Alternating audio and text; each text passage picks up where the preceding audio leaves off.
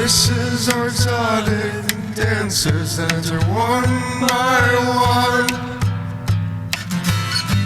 Make love to all of your orifices in ear seduction. Ear seduction. Hello and welcome to Ear Seduction. I'm your host, Paul Schilling. In this episode entitled Numbers, we are discussing how thinking mathematically will give you a huge advantage. In this episode, we will look to answer the following big questions. How can we come to know truth? What is the nature of reality? How should we think about the future? Can we ever be absolutely certain about anything?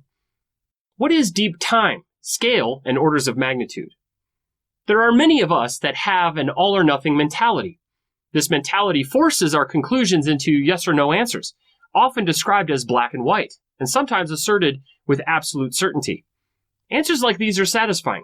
They quench our thirst for knowledge. However, there are very few meaningful questions that can actually be answered in this way.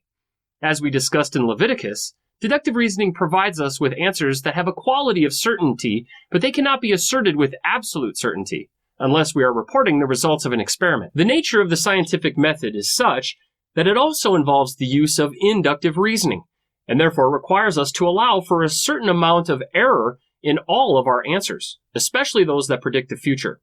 So what science often gives us is a probability. As you are likely aware, probability is a mathematical calculation and is underpinned with hard numbers. These numbers, or facts, are absolutely certain, but our probability of obtaining a correct answer is not. You shouldn't let this deter you, though, from taking this information on board and employing it into your daily lives. This probability, this uncertainty, is a fact of reality, and we need not fear it.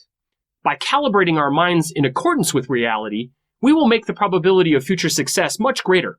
So we can take a sigh of relief when you think of these probabilities and uncertainties, because the probabilities that modern science calculates are so close to certainty that for the layperson, one can just think of them as true. Also, the scientific method, no matter how uncertain its answers, is our only path to truth.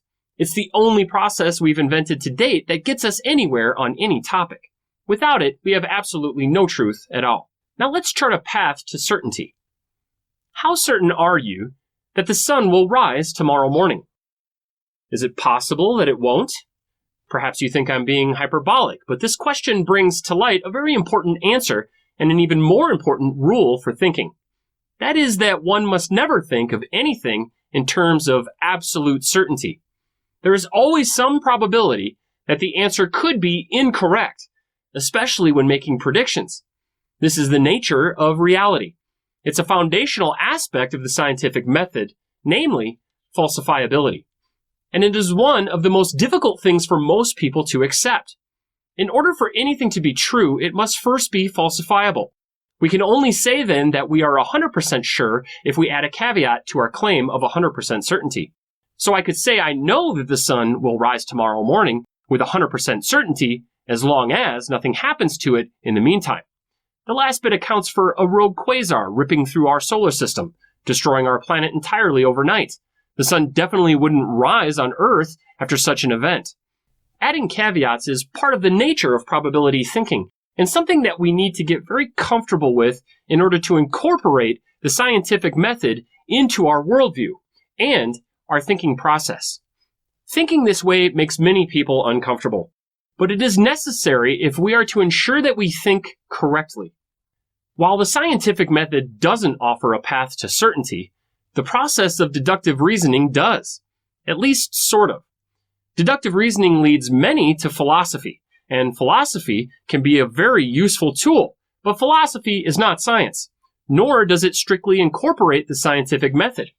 However, it does borrow from science, especially in the modern era. When a philosopher formulates a logical syllogism or prose, they require that their statements be sound. The soundness of a philosophical statement is whether or not it is based on a scientific fact. If the statement is based on a scientific fact, then it is sound. An example here might be helpful before moving on. The statement, all men are apes, is a scientific fact. The theory of evolution and the process of classification called cladistics demonstrates this fact, as does the theory of genetics and many other fields of science. So if you are a philosopher and you are constructing a logical syllogism with the statement, all men are apes, then that statement is sound.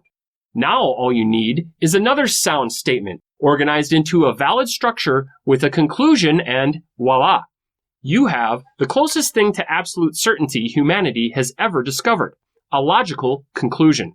This is the nature of deductive reasoning.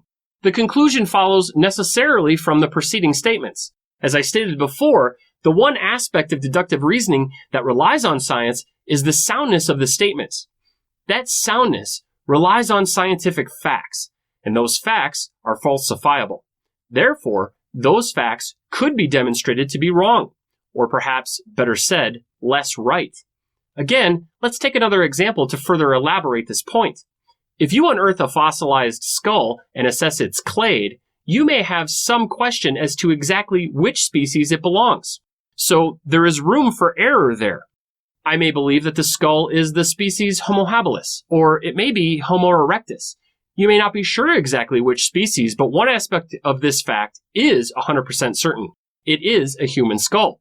So all those claims that the skull is human, that it is habilis, that it is erectus, are all falsifiable. All scientific facts have to be falsifiable in some way in order for us to be able to say anything about them at all. This is the nature of scientific thinking. There are facts, and those facts are the foundations of our scientific theories, and those theories may not be completely accurate. There may be some aspect of the facts that end up being falsified, like the exact species to which the human skull belongs. In this way, theories are honed, further whittling down the margin of error. This is how scientific theories become more true. This doesn't mean that theories are not to be trusted. In fact, just the opposite. This relationship between facts and theories, and therefore our understanding of reality, is a feature, not a bug. It's a good thing.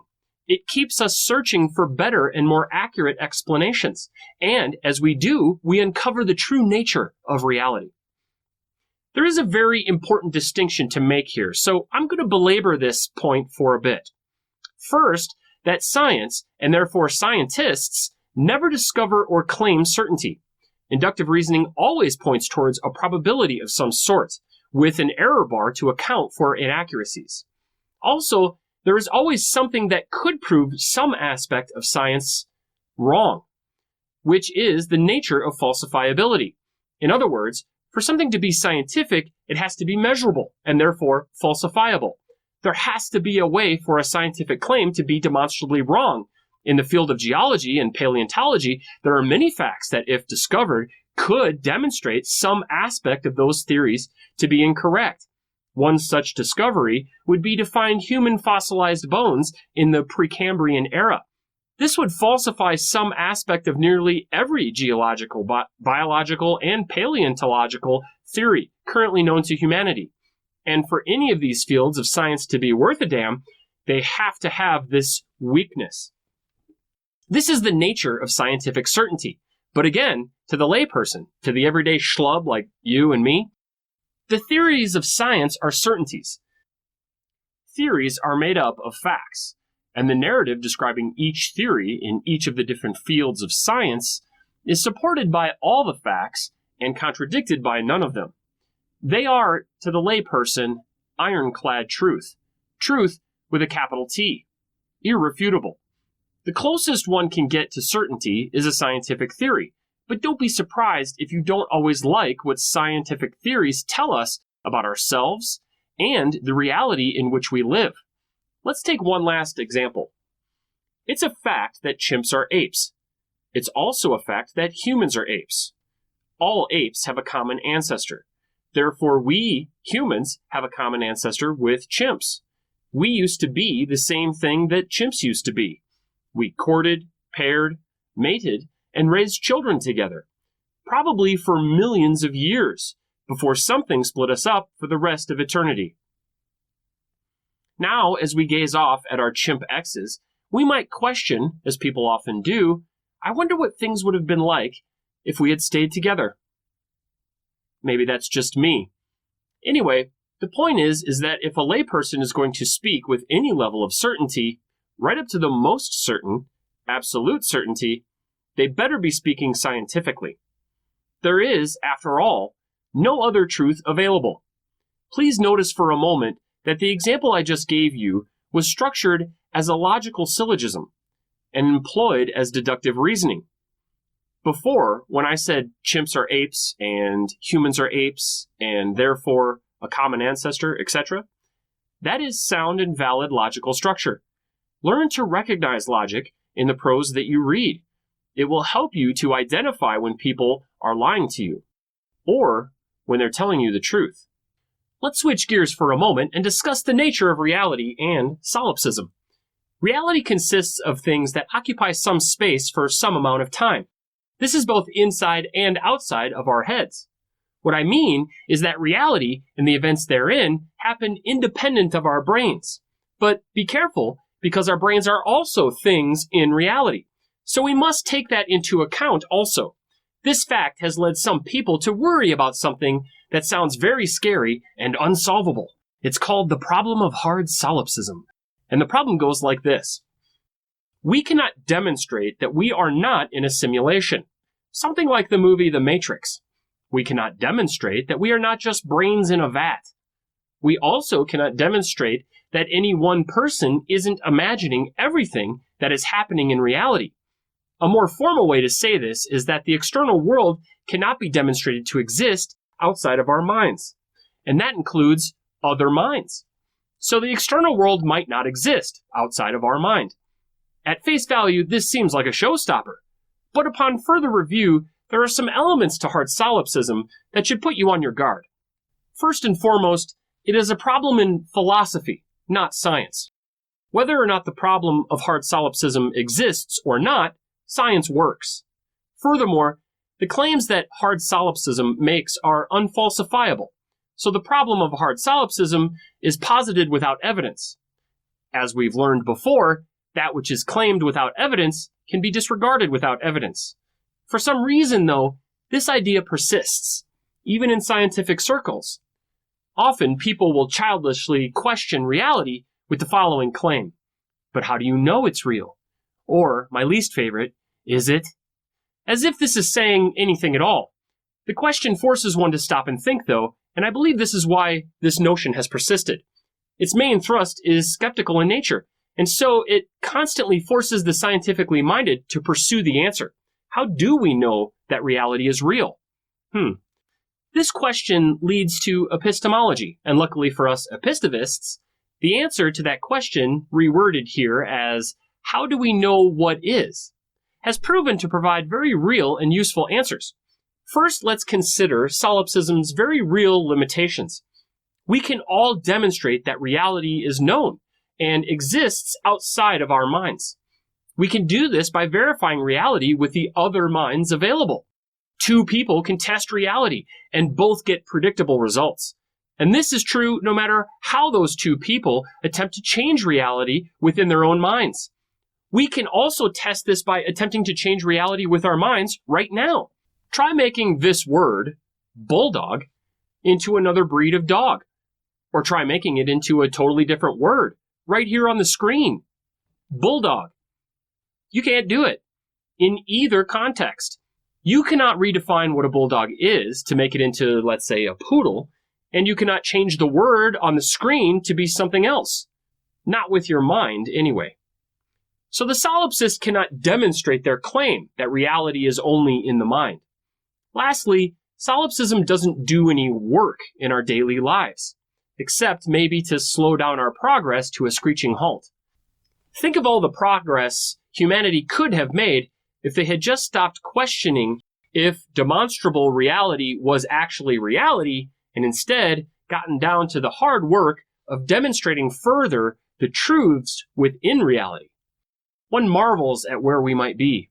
Solipsism takes many forms during our conversations and in our relationships with people, and with reality itself.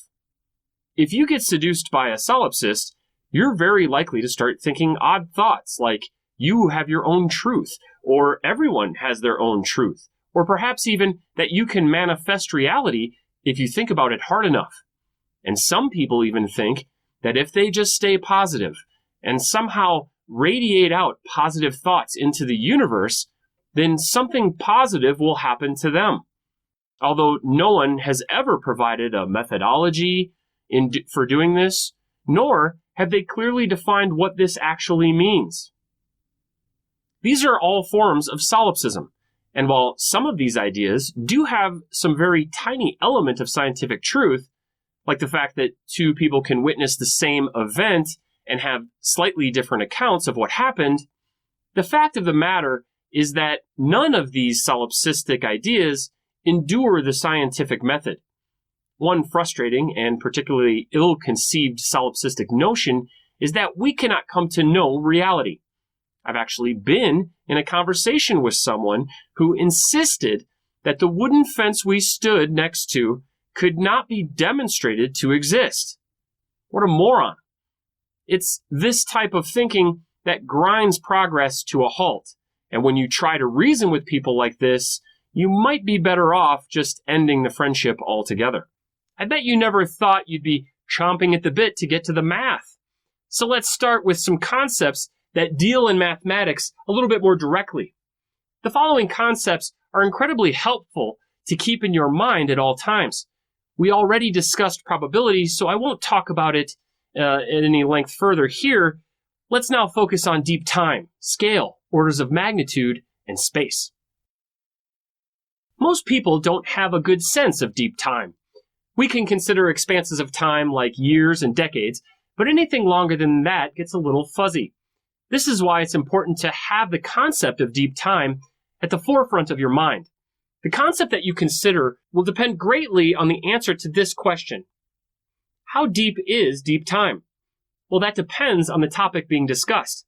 If we are talking about human beings, deep time is measured in millions of years.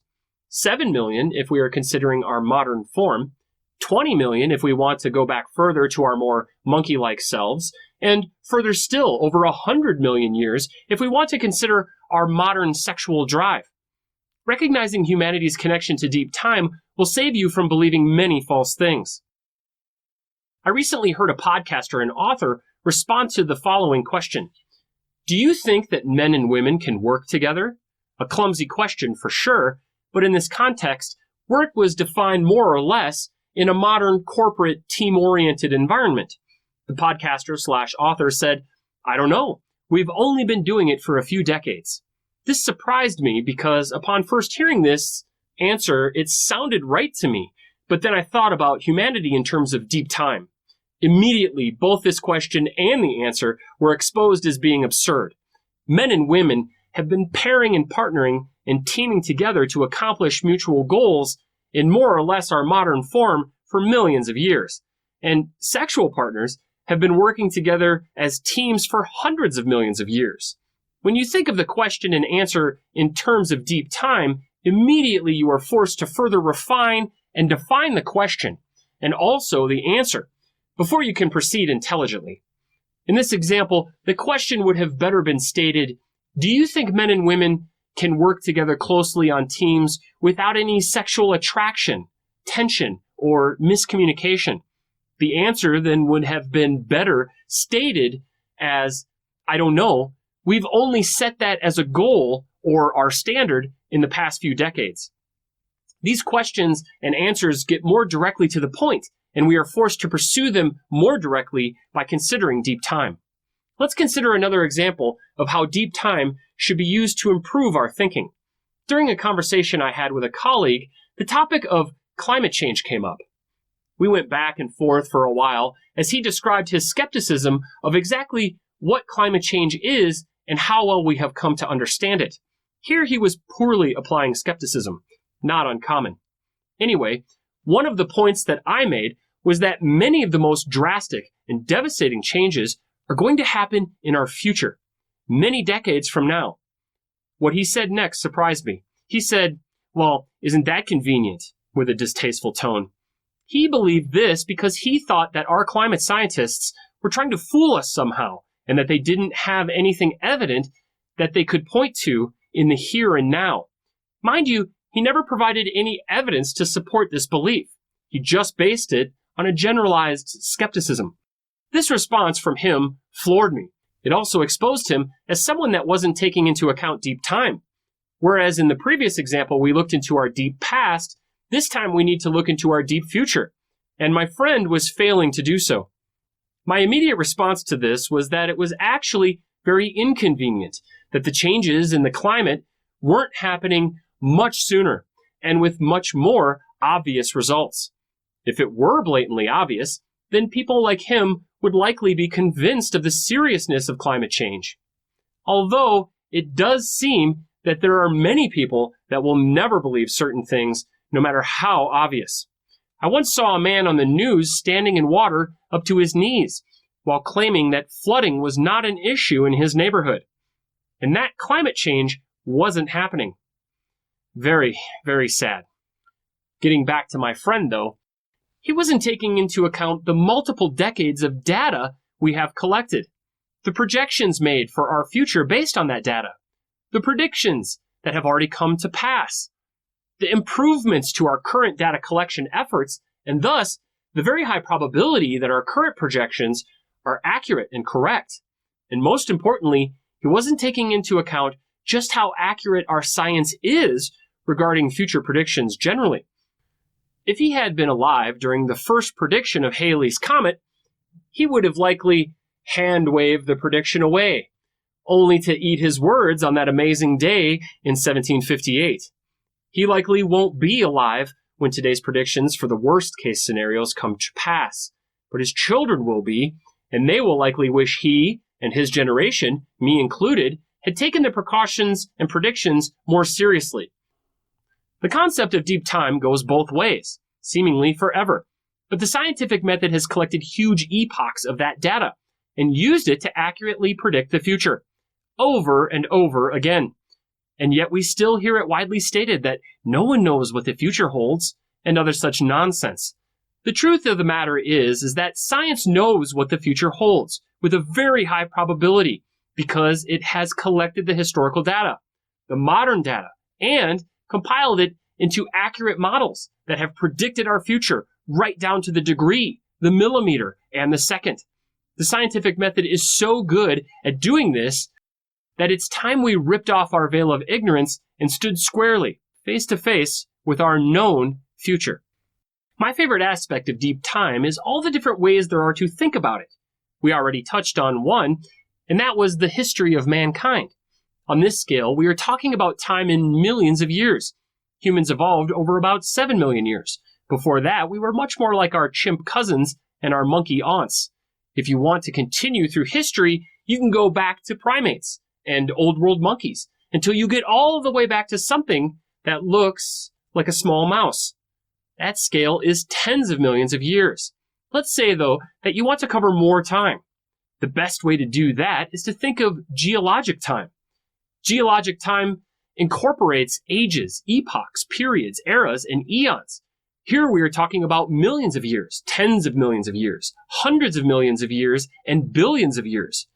Geologic time is great because it includes so much information like evolution of life, plate tectonics, rock strata, and extinctions.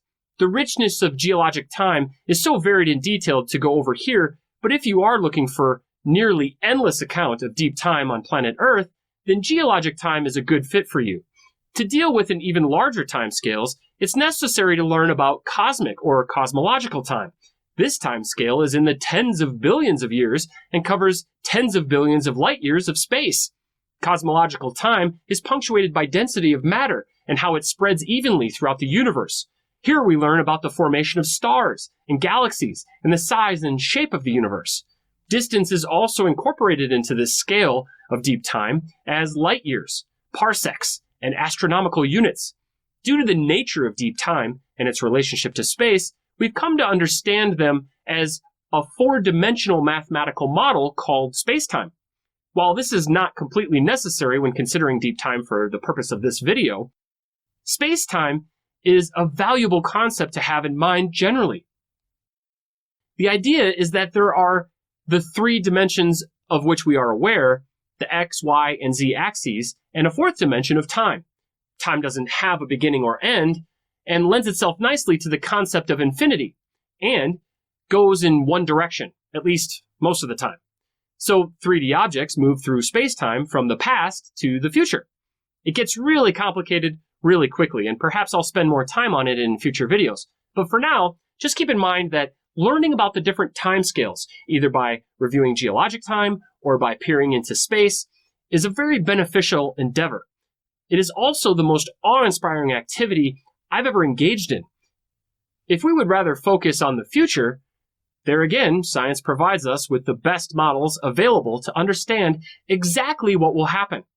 We already touched on climate change, models, and how accurately they have predicted our future. You can check this, by the way. Review the scientific predictions made in the 70s, 80s, and 90s, and marvel at how accurate they were in predicting sea level rise, acidification of the oceans, changes in freshwater levels, frequency of severe weather events, and so much more. The models were good then, and they're even better now. But there is so much more about our futures to learn about. How about our planetary future? The fact that our sun will explode one day, ending all possibility of life in our solar system. Or how about our galactic future? The fact that the Andromeda galaxy is headed right for us at incredible speed. Or what about our cosmic future? The fact that our universe will experience a long, slow, and cold death. One day the galaxies will be so far apart, except for those here in our local group, that any cosmologist of that time will not be able to tell that the Big Bang ever occurred. That's almost sad when you think about it. And when you consider how wonderfully inspiring are the fields of cosmology and astronomy, it becomes even worse. The scientific method has given us models to predict almost every aspect of our future experiences, down to the minutest of details. The future of our likely evolutionary path, the future of life on this planet, the future of the planet itself, the future of our sun, the future of our galaxy, and the future of our universe. On an unprecedented level, we can prophesy accurately our future. No longer are we tempted to read the bones of chickens or be fooled by the ancient wisdom of our ancestors. Instead, we have science. We know the truth. By having an understanding of times past, present, and future, you will be much more likely to sniff out false claims and incorrect ideas. So let's move on to scale. Along with having an understanding of time, it's also very important to have some understanding of how large and how small things are. Those error bars we discussed earlier have been whittled away to almost nothing in certain fields of science, and the results are truly mind-blowing.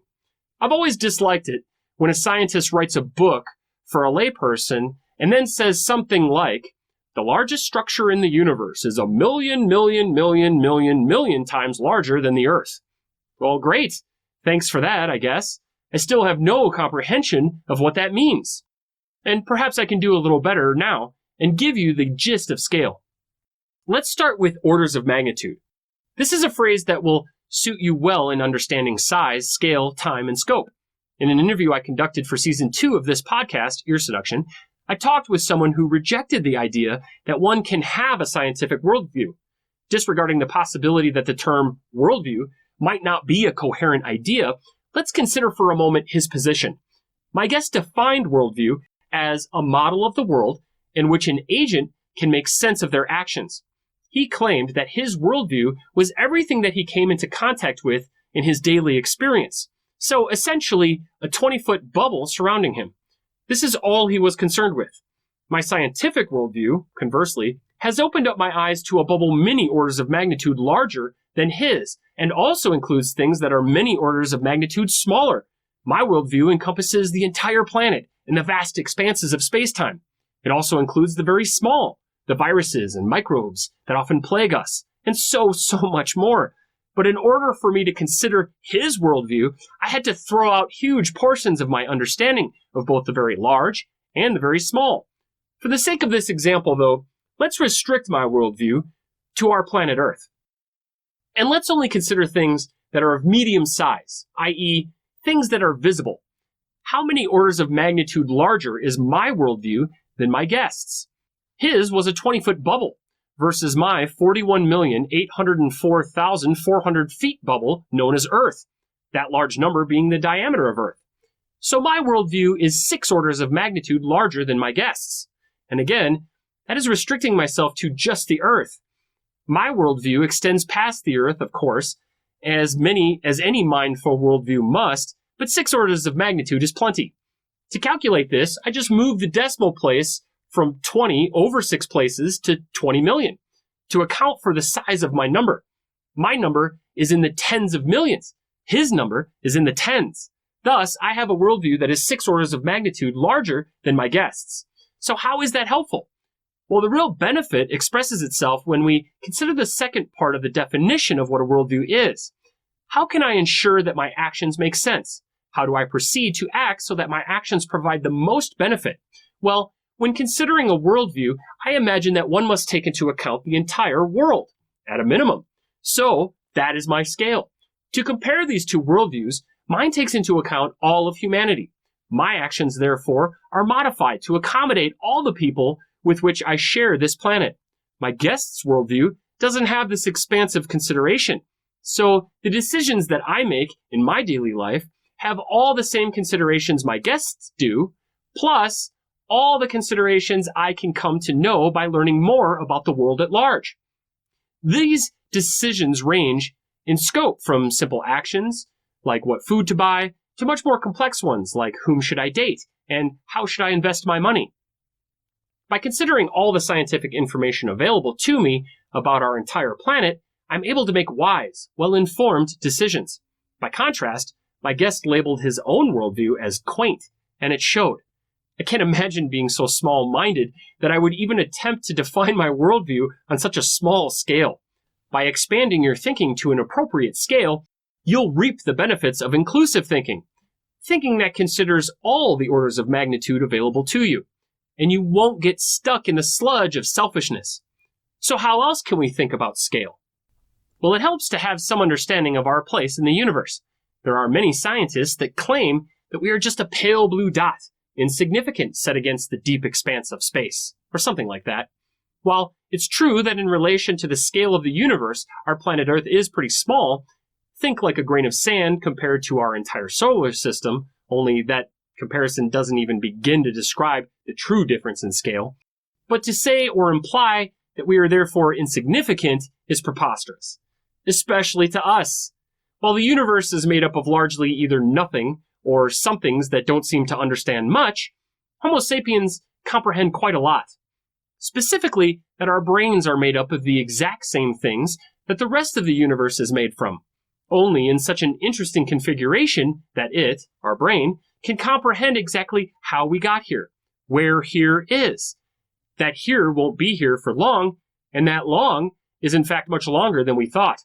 While the physical scale of our brains is quite small in comparison to something like a galaxy, the expanse of our thoughts, once we embrace a scientific worldview, can be almost infinite.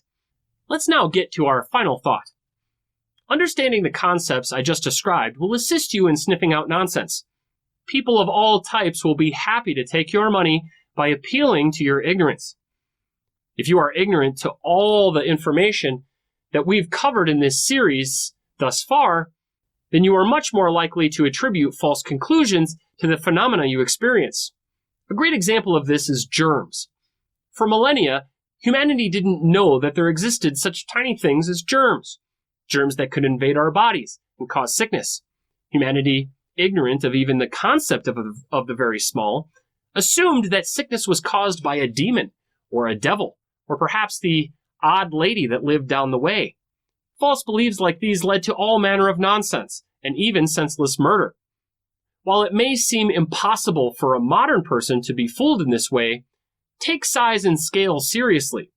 Become familiar with just how small the very small can be, and just how big the very big has become. Investigate what we have come to know about deep time, space, and spacetime. The quest for this knowledge will open your mind to so much more than just mathematical way of thinking. Learning about these concepts can lead to a deep feeling of numinous inspiration, followed by waves of awe and wonder. The ancients used to bicker about how many angels could fit on the head of a pin. The real question is how many bacteria. In the next episode, entitled Deuteronomy, we will lay the foundation of an intellectually honest moral system. Thank you, and this has been Ear Seduction.